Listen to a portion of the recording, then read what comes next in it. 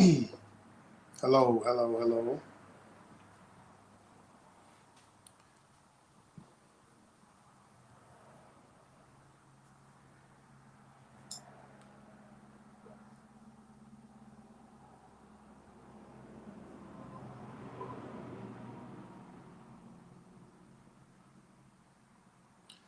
Do me a favor.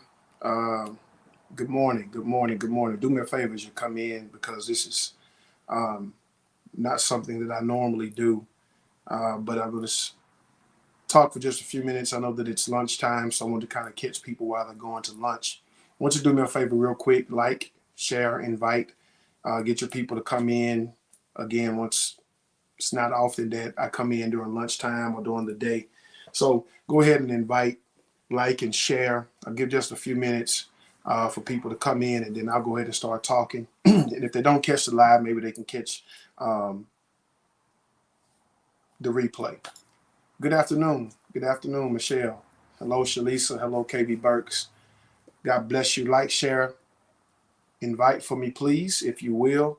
And we'll get started in just a moment. I just have a couple of things that I want to share before the end of this day.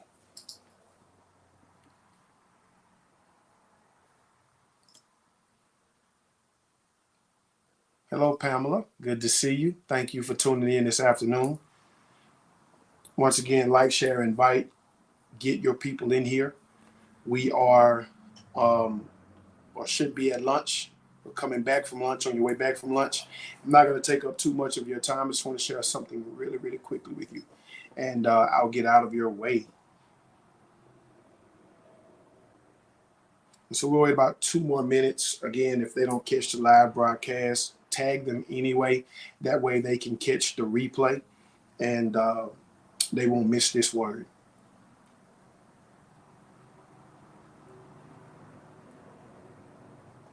About another minute and a half. I usually give about 5 minutes to people uh, to receive their notifications and get themselves together so that they can join our podcast or our broadcast. So about another minute and we'll get started. Again, for those of you who are on here, we don't have a great big audience at this moment, but go ahead, like it, share it, invite. We are on YouTube, we are on Twitter, and we are on Facebook with this broadcast. So make sure that you invite your people, tag your people so they can go back and catch the replay of this broadcast.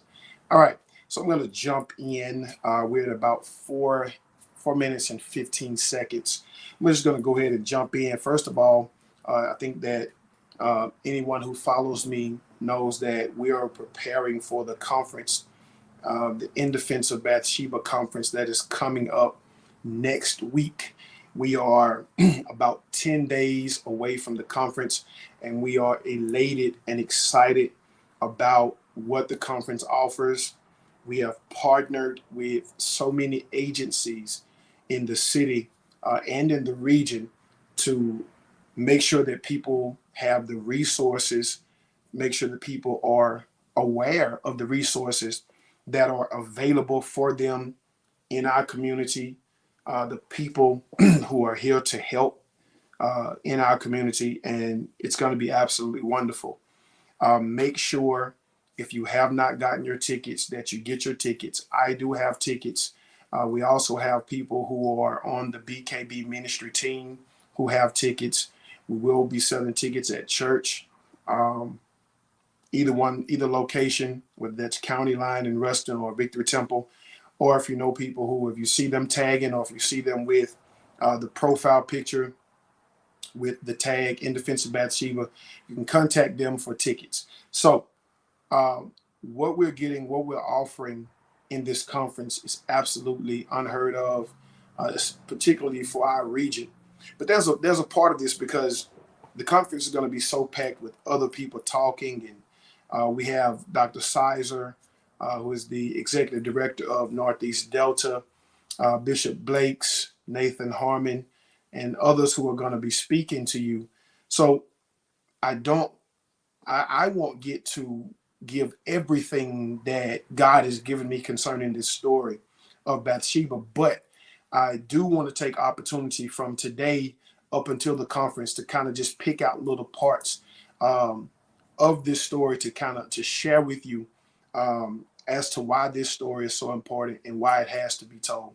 I just finished doing an interview with Northeast Delta, and the young lady who interviewed me, her name is Erin, and she did an absolutely phenomenal job with the interview. But she asked me a question that a lot of people ask, or a lot of people wonder about: why are you defending Bathsheba? That was one of the questions that she asked.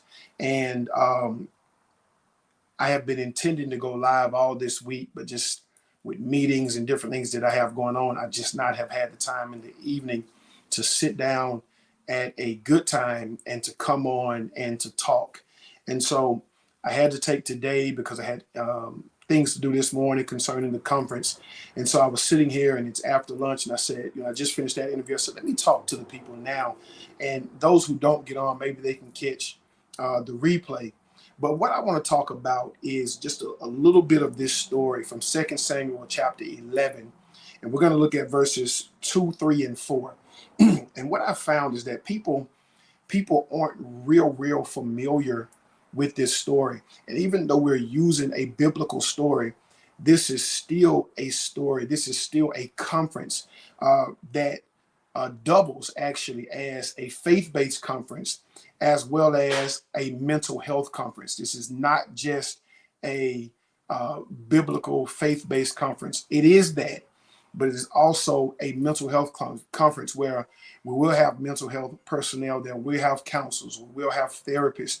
We will have all of those individuals there present at the conference and offering counseling and therapy and other resources as well. But I want to read you this from 2 Samuel chapter 11, verses 2 through 4. And then I want to bring out one particular issue that I may not get an opportunity to harp on at the conference, but I definitely want to mention it now, just into the building up of what we're going to be talking about at the conference. So in 2 Samuel chapter 11, let me put my glasses on here. 2 Samuel chapter 11, verse 2 through verse 4. And it says, and it came to pass in the evening tide that David arose from off his bed and walked upon the roof of the king's house. And from the roof he saw a woman washing herself. And the woman was very beautiful to look upon. Verse 3 says, and David sent and inquired after the woman. And one said, is not this Bathsheba, the daughter of Eliam, the wife of Uriah the Hittite? And David sent, verse 4, messengers and took her. And she came in unto him, and he lay with her, for she was purified from her uncleanness, and returned unto her house. Now, there are so many things to unpack with this story, but I want to talk about, there's something that we hear in society, and it's called victim shaming or victim blaming. And that's what I want to talk about this morning: victim shaming or victim blaming. And basically, in a nutshell, what that is when it's implied that the person who was the victim or is the victim of the assault is to blame somehow for the assault. There's never any other case or any other crime committed against a person where people say they deserved it. But what I've heard is that because she bathed outside, this and think about this, victim shaming was not even a thing back then, but people still did it. And because of the way that our society is today, the blame goes to Bathsheba. The blame goes to her because people say all the time, she shouldn't have been bathing outside. She was trying to entice the king. She was setting him up, and she has been called everything but a child of God. And so here it is. We see that even back then, and this story correlating to now, people are still blaming her. So I want to read this to you. Victim blaming can be defined as someone saying, implying, or treating a person who has experienced harmful or abusive behavior like it was a result of something that they did or said. instead of placing the responsibility where it belongs on the person who harmed them. So instead of the blame going to David, the blame goes to Bathsheba from the people. And so people blame her, theologians blame her, scholars blame her, pastors blame her, and put all of the blame on her instead of the blame going to David. And so she's painted as somebody that she's not because of what happened to her. And we do the same thing in society. And hello to all who are coming in. I see Quinette has come in. Hello to you. Hello to Vicky Lyons. Hello to Aisha Clark. Hello to all who have come in. Thank you so much for tuning in. Those of you who haven't jumped in on the chat, thank you so much for tuning in. So we're talking about victim blaming and victim shaming. And so we see that she gets the bulk of the blame because of what happened to her. And what struck a nerve in me, and I shared this with Aaron in our interview earlier, is that I was counseling a young lady who had been assaulted by her uncle from the ages of 8 to 11. And the uncle ended up going to prison, and all of those things happened. The family was kind of torn up and distraught about the situation. And I spoke to one of the uncles, who was the brother of the man that was put into prison for molesting the niece. And the brother said to me that she was always a fast girl. She always dressed like she was fast and acted like she was older. And in a sense, what the uncle was saying was it was her fault that she was molested. And I thought, are you kidding me? Are you serious? I mean, and I was angry with this man because of what he said. I was angry because this is what society does to people. Like in some kind of way, they deserve it. That would be like saying to a person that has cancer, where they should have stopped smoking cigarettes. It's their own fault. They asked for it. They wanted it. Nobody wants to die from that. Nobody's asking for that. But here it is. We don't ask the murder victim. We don't say, well, oh, they was asking for it or they deserve that. Nobody deserves that. No matter what she did, no matter if she did bathe. And we see it in society today that, and I do agree that there is a respectable manner in which a woman should carry herself and dress and whatnot. But just because she dresses in a manner that is not, I guess, what you would call respectable, you don't deserve to treat that woman or that man, for that matter, with disrespect. Just because they carry themselves a certain way, that doesn't give you the green light to say, I can disrespect that person. If they dress in a provocative manner, that doesn't give you the right to say, I'm going to treat her or treat him a certain kind of way, because they don't deserve it. And so we talk about the word consent. Just because somebody is drunk or they're intoxicated still does not give you the right to take advantage of them. And we hear it so many times. We see it so many times. And we see it here in this story with Bathsheba, that she was blamed, victim shaming. And this is the issue. People, as you're listening to me, this is the problem. Part of the problem that we face and that exists is people don't come forward because they don't feel like they're going to be believed. And because they don't feel like they're going to be believed, they hold it and they keep it to themselves. They never share it with anyone. And they end up imploding because they're trying to deal with all of the hurt and the shame and the embarrassment of what happened to them. And so we see it here. And I want to read this. I want to read this to you because it's not just with sexual violence, but it happens in so many different walks of life. Victim shaming and victim blaming is questioning people who experience violence about their actions and what they could have done to prevent it. Or worse, what did they do to invite it? Imagine saying to someone who's been assaulted or who has been the victim of a crime, and saying to them, well, what did you do? What didn't you do? And we have become that. We've become so numb to what happens in society that we are not empathetic to what people go through. We just move on and we just blame them. It's pointing out a supposed weakness or weaknesses or differences in a person that could have made them a target. I remember at my first book signing, a woman walked up to me literally after I had just given my testimony about how God brought me through being molested and all of those things. And this woman asks me, why do you think they chose you? Why do you think that person chose you? Do you think it was something that they saw in you? Do you think it was something that they picked up on? And I'm thinking to myself, I battled with this for years, just in myself, just trying to figure out, was it something that I did, or something that I, why was I targeted? Why not somebody else? And when you wrestle with that, and then to have someone ask you shows that we're not sympathetic and we're not empathetic to what people go through, because oftentimes we think that it's something that they've done or something that they did to invite it.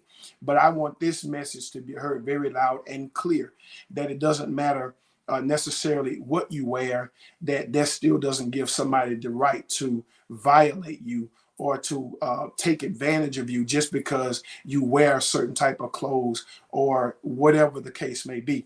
That still doesn't give them the right to take advantage of you. All right. So the common belief that feeds victim blaming is the idea that we live in a just world and people get what they deserve, whether good or bad. Finally, people don't want to believe that people they know and trust are capable of harmful behavior. And so these are some of the things that we see. And I just wanted to talk about this for just a moment, and reiterate that victim blaming not only discourages survivors from coming forward, but they also fear that they'll be blamed. We weren't there. We don't know what happened, but we've seen it. We've seen it down through the generations that people have blamed Bathsheba for what happened. And I'm going to leave you with this. And I researched this and I even spoke on it in my book, that there's a spirit. Imagine being taken advantage of. And I'm trying not to get not necessarily emotional, but I get into this when I talk about this topic because it's personal for me. But imagine Bathsheba not only being blamed, but they have a whole spirit named after her. Preachers have created a spirit and named a whole spirit after Bathsheba. There's a whole spirit of Bathsheba out there. Research it when you get a chance. They have created an entire spirit and tried to make this woman out to be some criminal or some bad person, because she was dealt a bad hand, and she uses her situation to finagle some things to get Solomon to be king. She uses her situation and her bad situation to her advantage. And she makes David promise that her son will be king. But my point is, I wanted to bring this out to you because as we look at the scripture, in verse 2, it does say that David got off of the bed and David walked over to the roof of the king's house. And he looked at her as he saw her washing. But if you look at verse 2 or verse 3, David sent for her. He sent and asked. He asked, who is that? So when he sees or inquires after her, somebody said to him, that's Bathsheba. That's Eliam's daughter. That's Uriah's wife. They gave her, or they gave him, they gave David, just in that one statement, they gave him her entire history. That's Eliam's daughter. That's Uriah's wife. Nothing else you need to know. Uriah was one of David's most decorated soldiers. He was one of his warriors. And David ignored all of that and sent for her. Watch what it says in verse 4. David sent messengers and took her. See, we've been under the impression that she came on her own. Look at what the scripture says. Verse 4, David sent messengers and took her. She came to him and he lay with her. If that is not the clinical definition of sexual assault or rape, then I don't know what is. So, and I'm just making the case. I'm just defending Bathsheba here. And so we see that David takes advantage of the situation, sends messengers, takes her after knowing who her father is, who her husband is. He still decides to proceed with his course of action and then proceeds to murder her husband. And if you read further in that scripture, it talks about the fact that David told his Joab, the leader of his army, he said, listen, put him on the front line. And when the battle gets at its most fiercest point, withdraw from him so he can be killed. This is what David was saying. And I'm not an enemy of David. There's a book that I'm writing now called In Defense of David. It's been in the work for about 10 years. I was working on it at the same time that I was working on In Defense of Bathsheba. But In Defense of David is coming. I'm not against David. But I think that even people who are perpetrators of these type of actions deserve to be redeemed. Jesus died for us all. They deserve to be restored as well, just like anybody else. They deserve to be redeemed and be delivered from that thing, that spirit, that whatever it is that's driving them. And I talk about that in the book as well. But nonetheless, my point is this, that we cannot victim blame. We cannot blame people for what happens to them.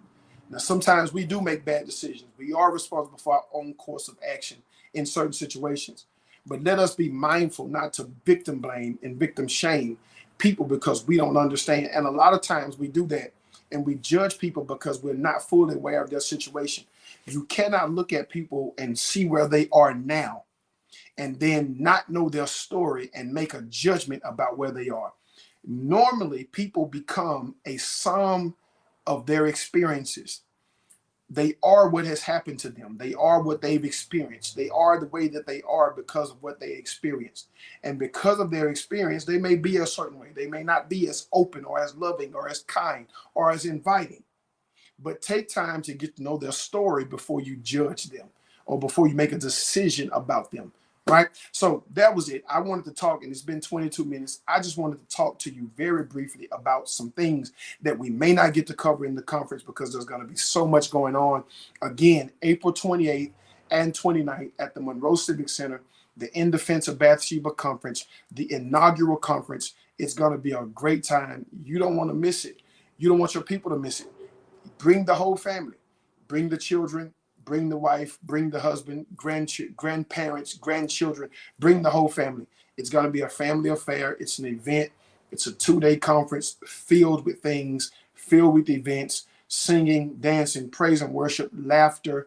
Go to indefenseofbathsheba.com. You can check out the entire lineup, all of the people that we have that are going to be there and sharing with us are listed. The panelists, all of them are listed with their credentials and why it's important to have their perspective.